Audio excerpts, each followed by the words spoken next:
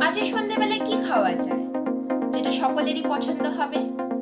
এই প্রশ্নটি ঘরে ঘরে শোনা যায়। তো চলুন, সন্ধ্যেবেলার এই মুখরোচক খাবারের রেসিপি হিসেবে নিয়ে এসেছি এক ধরনের হাই প্রোটিন স্যালাড, যেটা শুধু সুস্বাদুই নয়, সাথে সাথে আমাদের শরীরকে তরতাজা রাখতেও সাহায্য করবে।